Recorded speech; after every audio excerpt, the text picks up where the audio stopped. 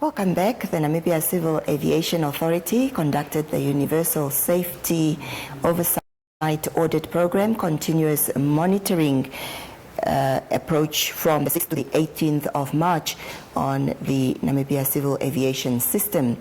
The outcomes of the audit program showed significant strides through the exercise of the air navigation services from a mere 30.19% in 2016 to a 75.21% respectively. Now, to divulge more on this, I'm joined by the Executive Director at the Namibian Civil Aviation Authority, Tosca Sam. Very good evening to you, and thank you so much for coming to the program. A very good evening to you, Madam Milka, and thank you for having me. Well, first of all, could you outline the key components of the Universal Safety Oversight Audit Program's continuous monitoring approach?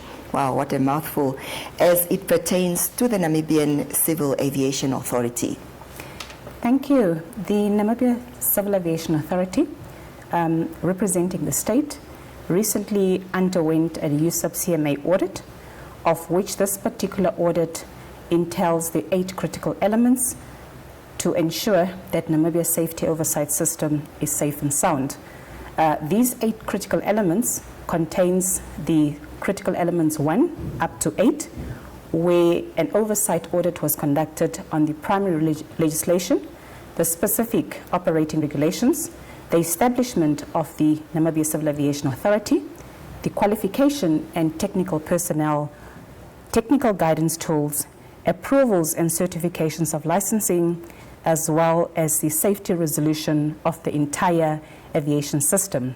Further to that, it also zoomed down into 8 audit areas, which certainly covered the issues of the legislation that is now the primary legislation, zooming down to the establishment of the Namibia Civil Aviation Authority and the air navigation services, aircraft accident, incident and investigation, aerodrome and ground aids, airworthiness and aircraft, flight operations, and personal licensing. We are very pleased to announce that the Namibia Civil Aviation performed extremely well, from an effective implementation rate of 57.39% in the last audit, which was conducted in 2016, and today we have performed an effective implementation rate of 72.31%.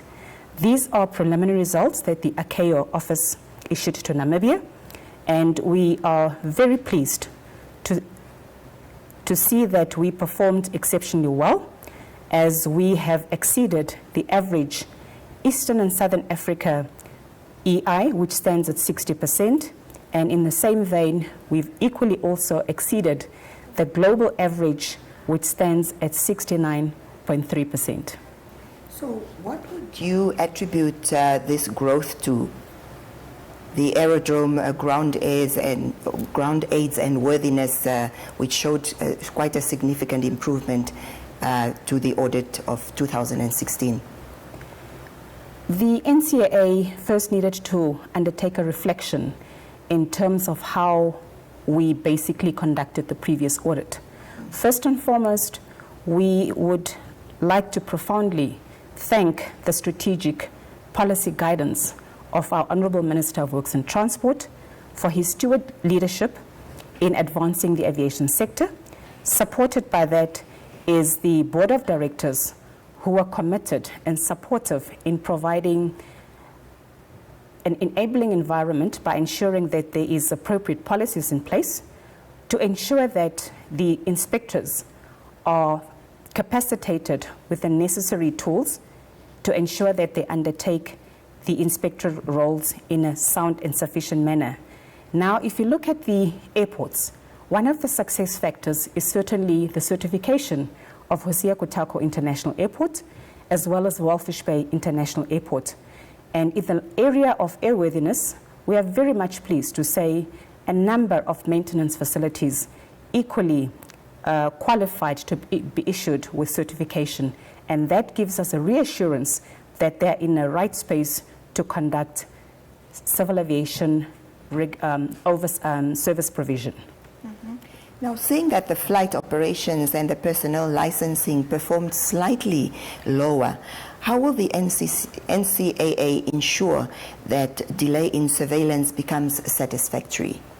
These areas of flight operations and personal licensing, they performed slightly lower than the other audit areas.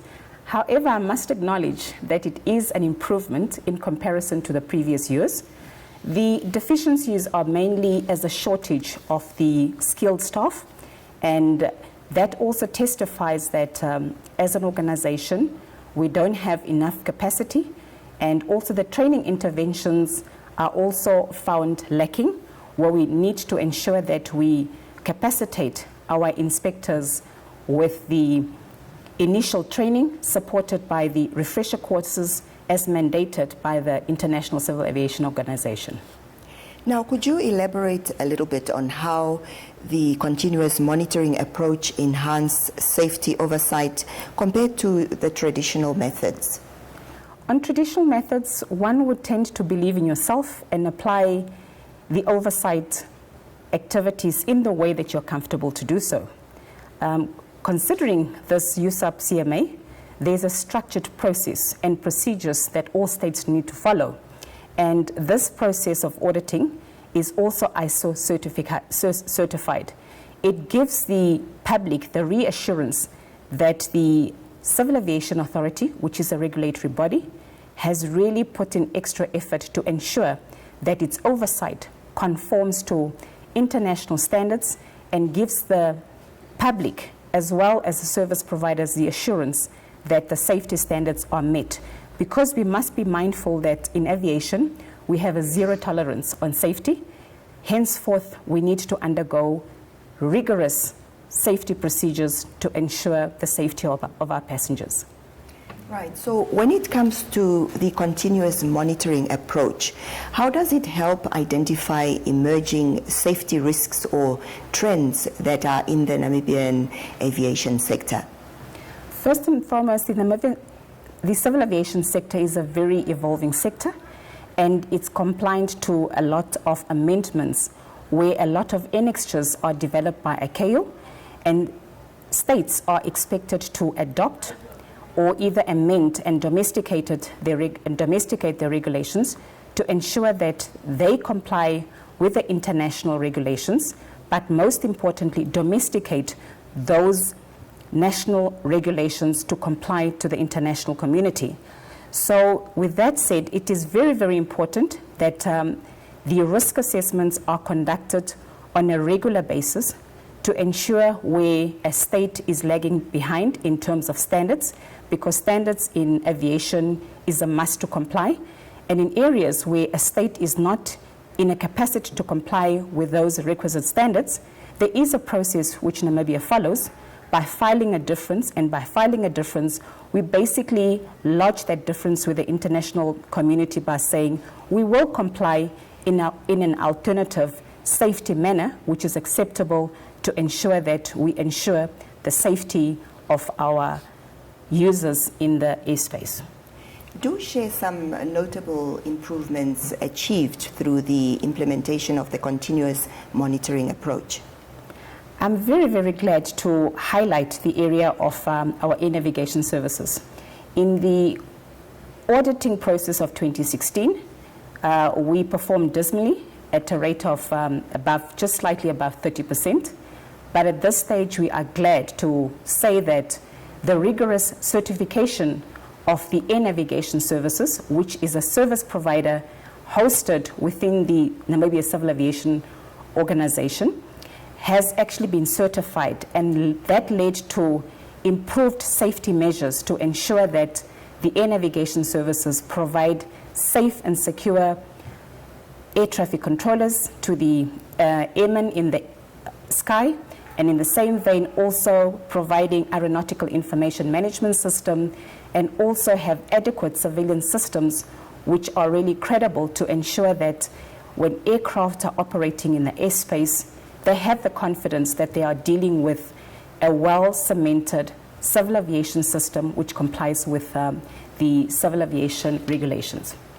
Now let's briefly touch on how the Namibian Civil Aviation Authority addresses deficiencies or non-compliance identified through the continuous monitoring.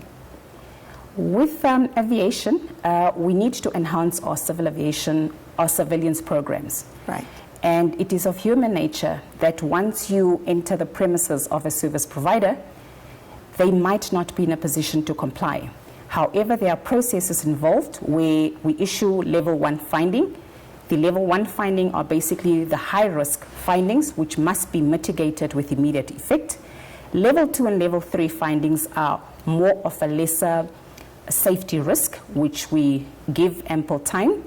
And should we continue with those surveillance programs where service providers are not in a position to then meet those obligatory requirements, is where we basically enforce the safety enforcement resolution by either issuing fines, and the last option is basically the revocation or suspension of the aviation document, which basically tells us that the service provider does not have the ability to undertake those civil aviation service provisions.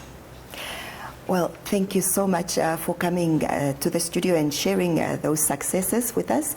And we certainly wish you the best from the 6th to the 18th of March. Thank you so much.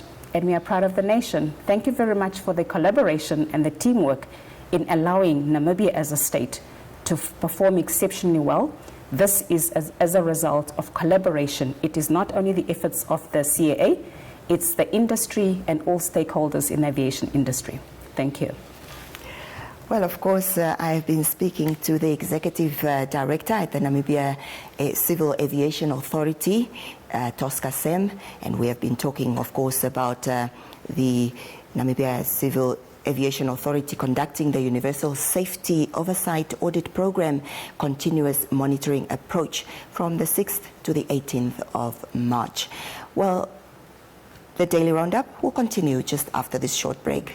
Stay with us.